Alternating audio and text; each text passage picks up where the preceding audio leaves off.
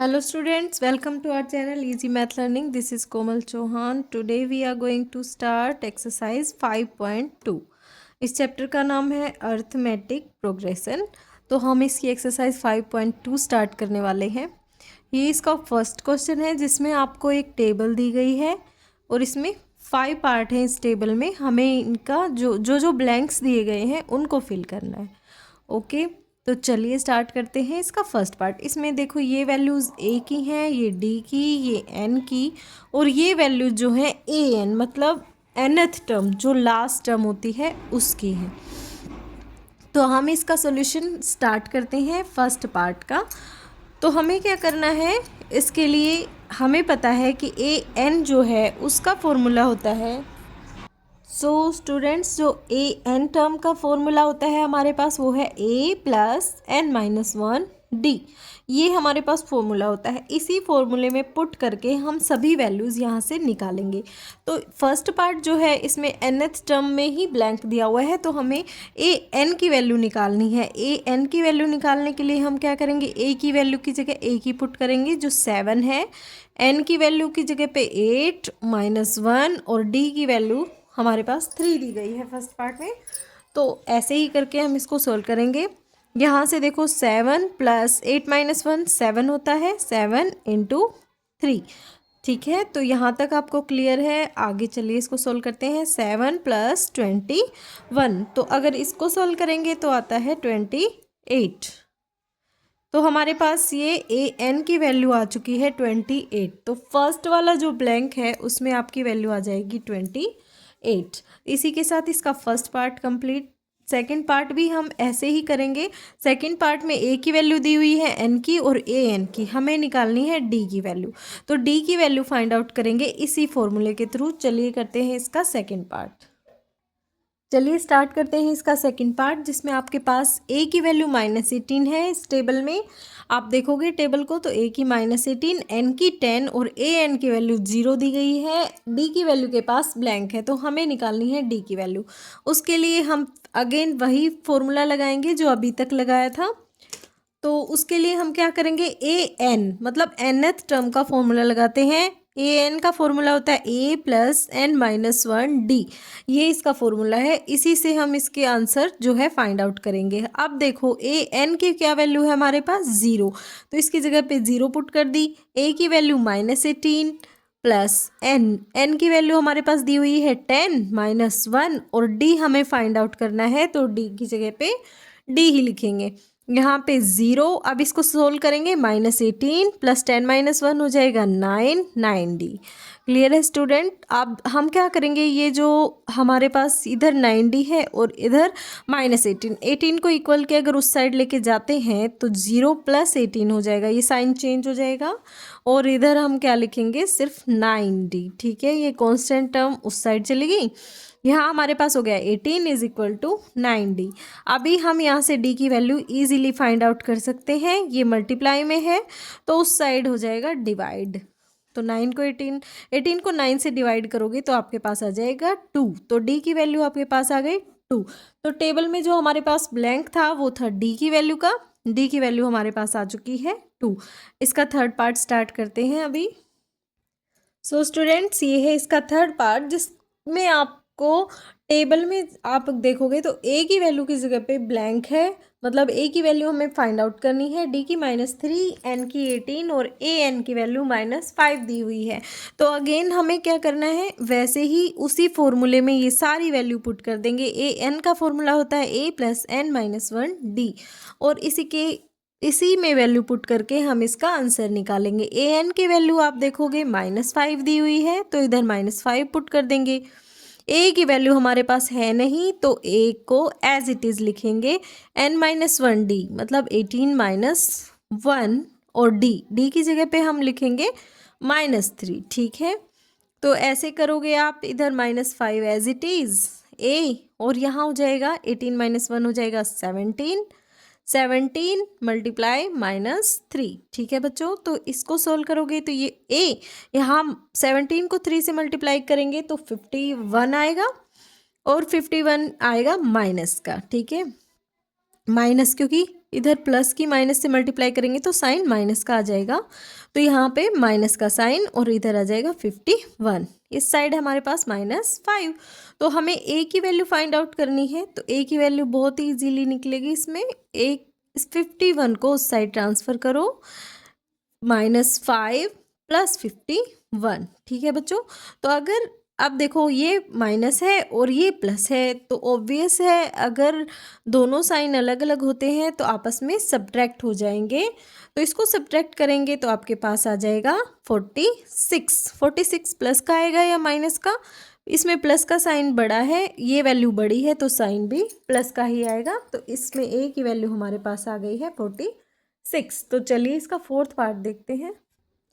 सो देखिए बच्चों, ये है आपका फर्स्ट क्वेश्चन का फोर्थ पार्ट, जिसमें आपको टेबल में ये सारी वैल्यूज़ दी गई हैं, a, d और an की वैल्यू, और इसमें n की वैल्यू पे ब्लैंक है। तो हमें फाइंड आउट करनी है n की वैल्यू।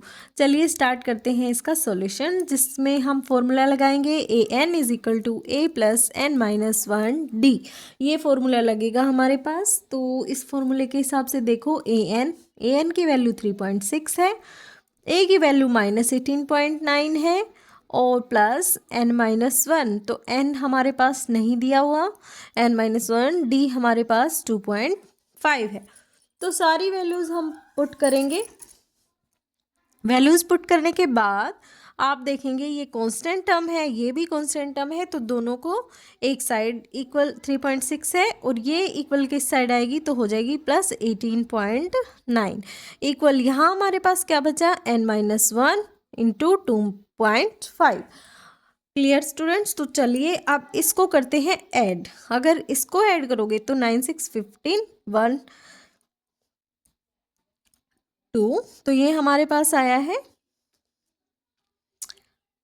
22.5 और यहाँ हमारे पास है n-1 × 2.5।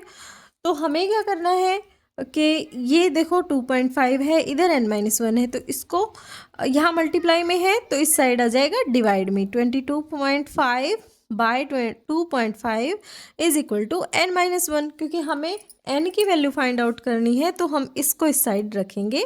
तो यहाँ देखो पॉइंट से पॉइंट कैंसिल, क्योंकि एक के बाद ही पॉइंट है दोनों में, तो ये आपस में कट। अभी देखो 25 इससे डिवाइड होता है 9 पे, तो हमारे पास आ गया 9 = n-1। तो n की वैल्यू निकालनी है हमें, तो -1 है, इस साइड जाके हो जाएगा +1 और हमारे पास n की वैल्यू आ गई है 10। तो n की वैल्यू ही हमें फाइंड आउट करनी थी, जो हमारे पास 10 आ चुकी है। तो फर्स्ट क्वेश्चन का हमारे पास लास्ट पार्ट बचता है, फिफ्थ पार्ट। चलिए फिफ्थ पार्ट को भी कवर करते हैं।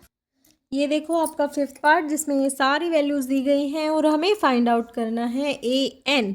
तो सिंपली वही फॉर्मूला लगाओ जो an का फॉर्मूला होता है। an की जगह पे हम कुछ नहीं लिखेंगे क्योंकि इसकी वैल्यू हमें फाइंड आउट करनी है। a की जगह पे लिखो 3.5 + n की वैल्यू 105 है, n-1 कर देंगे और d की वैल्यू हमारे पास 0 है। सो यहाँ आ गया 3.5 प्लस इसमें से 1 सब्ट्रैक्ट करोगे 104 × 0, तो an की जो वैल्यू आएगी 3.5 प्लस इसको मल्टीप्लाई करके आएगा 0, तो आपके पास an की वैल्यू आ गई है 3.5। तो ये टेबल आपकी सॉल्व हो चुकी है। अब चलते हैं सेकंड क्वेश्चन की तरफ। सो स्टूडेंट्स, ये है आपकी बुक में आपका सेकंड क्वेश्चन। इसमें आपको क्या करना है, choose the correct choice in the following and justifies. 2 part हैं इस क्वेश्चन के, तो हमें क्या करना है, इसमें हर एक क्वेश्चन का 4 ऑप्शन दिए गए हैं, हमें करेक्ट चॉइस निकालनी है, इसमें से करेक्ट आंसर बताना है कौन सा है। तो फर्स्ट पार्ट में क्या है, 30th term of the AP। ये एक AP सीरीज दी गई है, तो हमें बताना है इसकी 30th टर्म क्या होगी। तो 30th टर्म इन चारों में से कौन सी है, हमें वो फाइंड आउट करनी है। तो चलिए इसका सॉल्यूशन हम देख लेते हैं नोटबुक में। सो स्टूडेंट्स, ये है आपका सेकंड क्वेश्चन का फर्स्ट पार्ट, जिसमें आपको एक AP सीरीज दी गई है 10, 7, 4 एंड सो ऑन ऐसे करके। तो हमें निकालना है इसकी 30th टर्म, मीन्स A30 हम उसको कह सकते हैं अगर हमें 30th टर्म निकालनी है। तो हम इसका करते हैं सॉल्यूशन स्टार्ट। ये हमारे पास एक AP सीरीज दी गई है, तो हमें क्या करना है, इसमें से A की वैल्यू कितनी है 10, हम लिख देंगे फर्स्ट टर्म की वैल्यू 10 है, और D की वैल्यू कितनी है, जो कॉमन डिफरेंस होता है वो निकलता है सेकंड टर्म से फर्स्ट टर्म को माइनस करके, मतलब 7 माइनस 10। तो 7 माइनस 10 करोगे तो आपके पास आ गया -3। तो डी की वैल्यू हमारे पास -3 है, ए की वैल्यू 10 है। तो हमें निकालनी है A30 की वैल्यू, जो कि बहुत ही ईजीली हम निकाल सकते हैं। A30 की वैल्यू क्या होगी, ए प्लस ए एन की वैल्यू होती है a plus N minus 1 D. तो यहाँ n की वैल्यू 30 है, तो हम क्या करेंगे a प्लस 30 माइनस 1 डी। तो a प्लस 29 डी, ये हमारी होगी A30 की वैल्यू।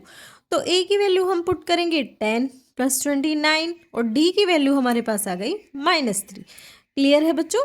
तो चलिए इसको, ये माइनस है इधर प्लस है, तो साइन हमारे पास हो जाएगा माइनस का। इसको इससे मल्टीप्लाई करेंगे तो हमारे पास आ गया 87। अब देखो 10 माइनस 87 क्या आएगा, -77।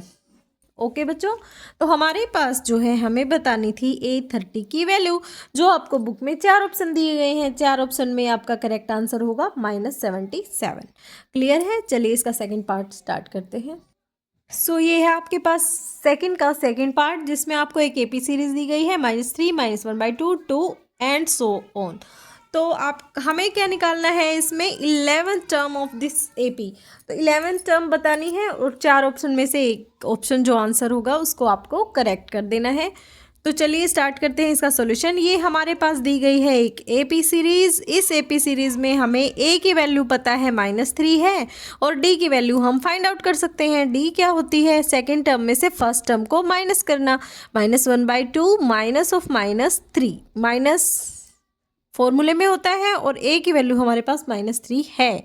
तो इसको जब सोल्व करोगे तो माइनस माइनस प्लस हो गया और ये हो गया 3। तो इसका LCM लो 2, यहाँ पे -1 + 6, तो ये वैल्यू आपके पास आ जाएगी, -1 + 6 को सोल्व करोगे तो आपके पास आ जाएगा 5/2। ओके स्टूडेंट्स, तो D की वैल्यू आपके पास आ चुकी है 5/2। D की वैल्यू हो गई 5/2। हमें निकालना है 11th term means A11। A11 क्या होगा, A + 11 - 1D। ओके, तो A की जगह पे हम वैल्यू रखेंगे, A की वैल्यू है -3 + 11 - 1 होता है 10 और D की वैल्यू हमारे पास है 5/2। क्लियर? तो इसको इससे कट करेंगे, आ जाएगा 5। यहाँ से इसका सोल्यूशन करो, -3 + 5 5 जा 25। अब इसको इसमें से सब्ट्रैक्ट करोगे आप तो आपके पास बचेगा 22। तो A11 की वैल्यू हमारे पास आई है 22। आपके पास 4 ऑप्शन में से एक ऑप्शन है 22, उस ऑप्शन को आप करेक्ट करेंगे और आपका आंसर आ जाएगा। चलिए, तो स्टूडेंट्स इसी के साथ ये वीडियो, छोटी सी वीडियो आपकी कंप्लीट है, जिसमें फर्स्ट और सेकंड क्वेश्चन हमने कवर किया है। तो आगे के क्वेश्चन देखते हैं नेक्स्ट वीडियो में। Thanks for watching my video.